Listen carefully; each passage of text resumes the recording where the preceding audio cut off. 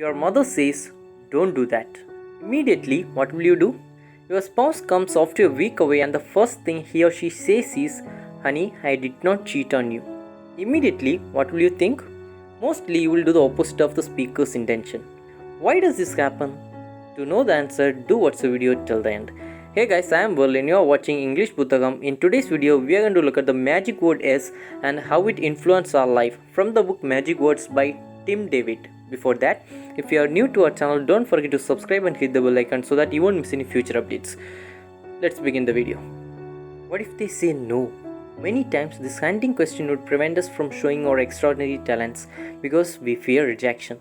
Survey after survey confirms that the number one fear among the people is the fear of public speaking, otherwise known as the fear of public rejection. A primitive but very powerful part of our brain perceives rejection as the threat to our survival.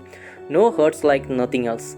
No means we have to change, but we hate change. On the other hand, S is the exact opposite of rejection. It means we don't have to change. It's obvious that S is a magic word of the highest order. Let's look at how we can use it to positively motivate, engage, and influence.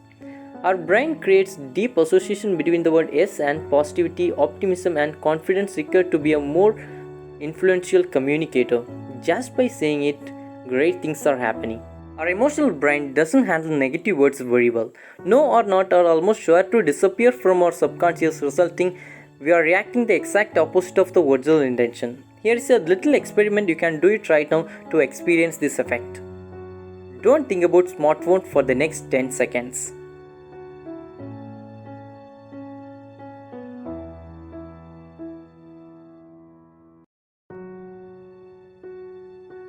How did you do? It's quite difficult, isn't it? The more you try to push it out, the more it comes charging back to the forefront of your mind. That's because of the disappearing negative word "do not." It's as though your brain only heard of the sentence, "Think of the word smartphone for the next 10 seconds." This is called disappearing negative effect. I would like to describe this a little more using some real-time examples. Your mother says you don't do that. Immediately, what will you do? Your spouse comes after a week away, and the first thing he or she says is, "Honey, I did not cheat on you." Immediately, what will you think? An airline pilot comes on the loudspeaker and says, "Ladies and gentlemen, this is your captain speaking. I want to let you know that there is absolutely no cause for concern." How do you feel? In each example, the speaker had the best of intention. However, their communication had the exact opposite effect than what they probably had hoped. Why does this happen? Unfortunately, when people imagine themselves taking an action, they become much more likely to take that action in real life too. In the first example, the only people who have success avoiding all thoughts of smartphone are the people who don't try to avoid it at all. Instead, they replaced it with different thoughts. They give their brain something else to say yes. From this, the takeaway is simple: don't use the word no and replace it with a positive statement. Otherwise, stop telling people what to just say no to start telling them what to just say yes. When people discover the power of yes, they often quickly abuse its power. Some people get to a point when they begin to say yes without thinking. They say yes out of habit, and the idea of saying no for them is cringeworthy. When S is abused, it can damage your personality. So there are times you must simply say no. When your integrity is threatened, you have to say no. When your plate is full, it means if you have sufficient work in your hand, you have to say no to the additional work. When you are being exploited or abused, you have to say no when you have the urge. For example, saying no to an extra slice of cake or junk food for your health concern. Now you may have the question in your mind that if no has this significance, how to say no?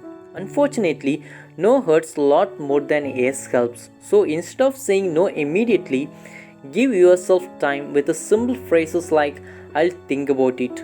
When no must be delivered, it's helpful saying little s's before no. The formula is simple: something positive, something negative. Intellectually, they will get the no message, but it won't hurt them as much emotionally. Next, change the language. As we learned, no is quite a strong word. Replace it with a euphemism such as "I'm going to have" decline with "I'm sorry, I would love to do," etc. Finally, there are people who prefer to say yes, there are people who prefer to say no. Those who say yes are rewarded by the advantages they have, and those who say no are rewarded by the safety they attain. So it's possible that saying the many yeses more often will actually benefit you as well as those who hear it from you.